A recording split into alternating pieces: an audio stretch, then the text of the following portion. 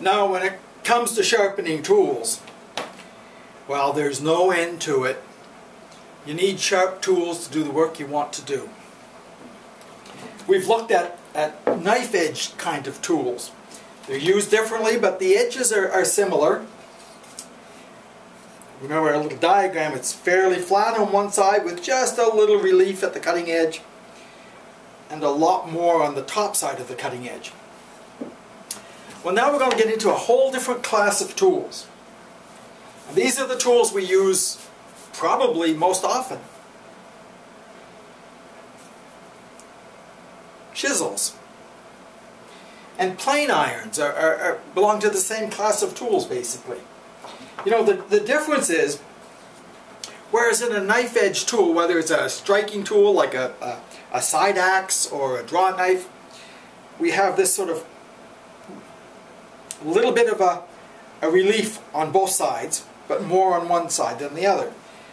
With a chisel, the bottom of the blade should be dead flat. The cutting edge is an angle up to the thickness of the blade. So you can see they're very different kinds of cutting edges because they do different jobs. Now chisels are all different shapes and sizes, but here's a 19th century English chisel, little firmer chisel, boxwood handle, and it shows all the characteristics we just mentioned. Flat bottom, a bezel, back to the thickness of the metal, and this chisel is kind of it can be used for paring, which is basically slicing a piece of wood off, you know, using the chisel with, like so, or it could be gently tapped with a mallet to cut out something. Now, I'm a sucker for chisels. I buy them whenever they come up. And a while ago I bought this little half-inch chisel. I have no idea whether it's a good chisel, a bad chisel, a waste of my 50 cents or not. But I'm a sucker for them. Now, one thing about this chisel is it's not really a paring chisel. Paring chisel has to be able to reach into a piece of wood and flatten out. You'll notice that the way this chisel is made,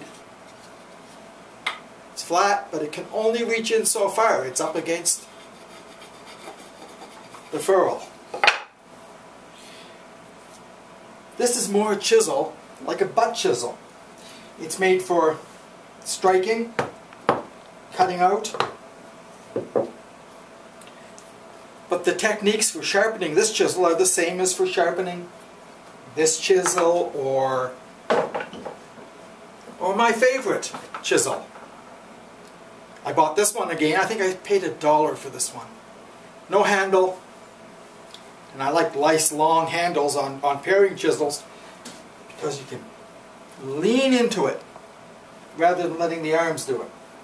But that's neither here nor there. Let's sharpen this chisel just to give you an idea of what to do. Now, because the bottom is supposed to be flat, that's the first thing we do. We try to flatten this bottom out as much as possible. We'll just see what it does with the fine stone we have in the vise. So put a dollop of oil here. I guess I should mention now, you got to be careful what oil you use. A lot of oils can be used. To get a fine stone, you can use kerosene. You buy sharpening oils. This is only olive oil. But if you go buying sharpening oil, I have to warn you about something. I was working out of town once, and I needed to sharpen a tool, and I found I didn't bring my sharpening oil with me, so I ran down to the hardware store, bought a container of sharpening oil. It worked fine. It seemed a little thin, but it worked just fine. When I got home, I just put it out in my unheated shop. Later on that winter, I went out to get it. Oh yes, I've got that. I must do something with that. I went out and it was frozen almost solid. My expensive sharpening oil was mostly water. So buyer beware. Anyway, we'll just take the chisel and we're going to press down on the top. We'll just lay it flat. You don't want it rocking or moving. We're not trying to create relief at that cutting edge. Just lay it flat.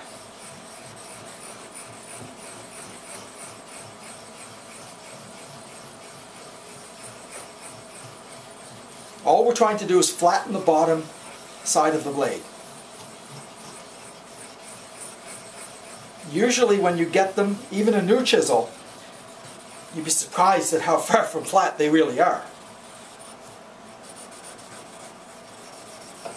Try to use a little bit of all your stone, because the stones themselves will get out of flat. And maybe someday we'll look at ways to flatten stones too. It's an issue that people bring up.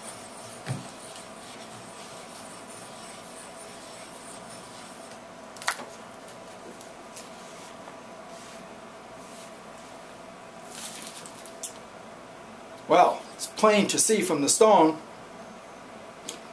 that there's a little hollowness at the back end. Well, that's not critical for this kind of chisel. But you can see a little variation in the reflection here. That means that the edge of this chisel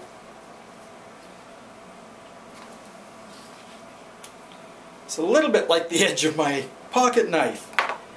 At the very end, it kind of just dives off a little. And it shouldn't be that way. It should be flat.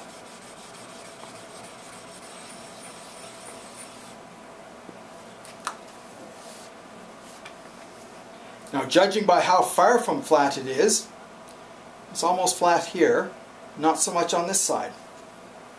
It may be worthwhile switching to a coarser stone and flattening that, and then coming back to the fine stone to get that flat. What you want to do is have a uniform sheen from each stone all the way across that flat. And just for demonstration, we'll skip that right now, because I just want to show you how to go about this.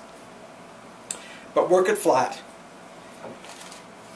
But of course, let's pretend we have it flat. You see, we've got a bezel. This angle. Now, in order to sharpen the blade, we've got to sharpen that little beveled bit as well. Immediately the question comes up, what angle do you use? What angle works? It depends on what you want the chisel for. The more rough the work you're doing, or the more stress you're putting on the chisel, the steeper that angle should be.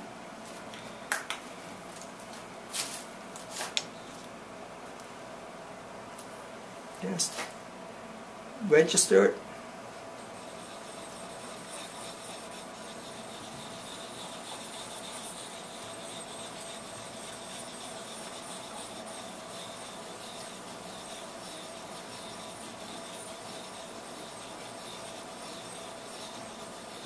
Just try to hold the chisel and don't let it rock too much.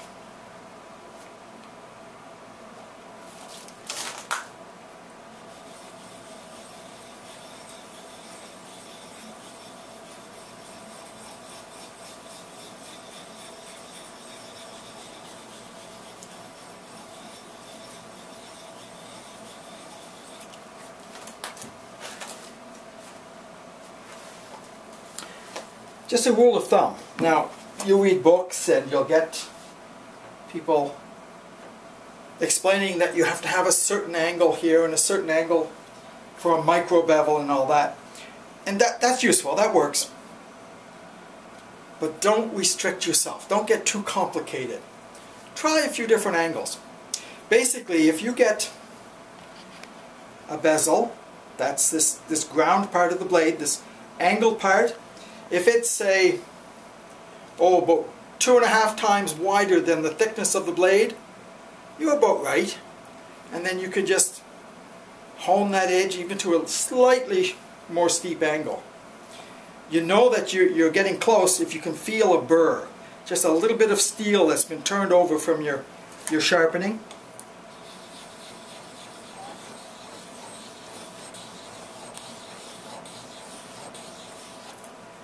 Back to the flat.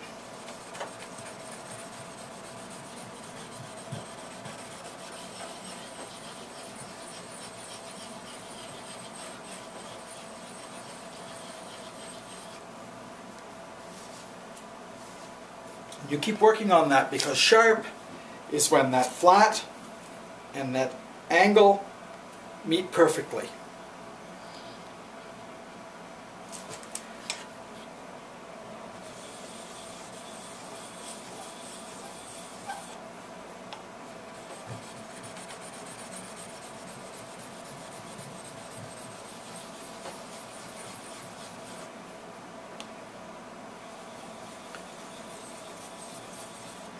Again, don't get really hung up on the angles.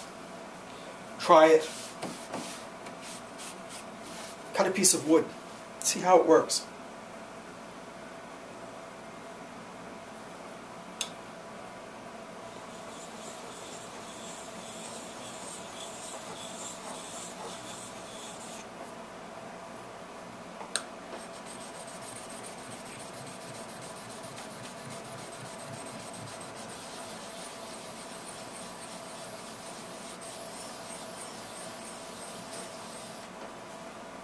Now, I can tell from the way this is sharpening, this is not an expensive chisel. It's not really good quality steel, but it will work just fine for some use. It's fairly square. I have just a tiny little bit of a burr. And the best way to get rid of that burr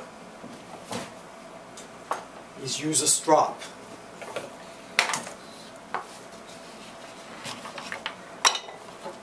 For a strop, all I have is just a piece of wood, a piece of leather glued on.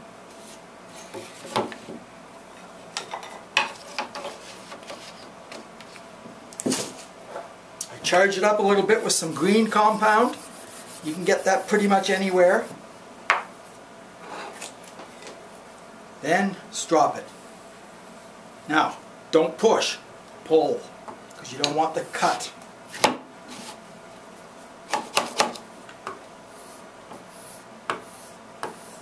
This is a very fine abrasive.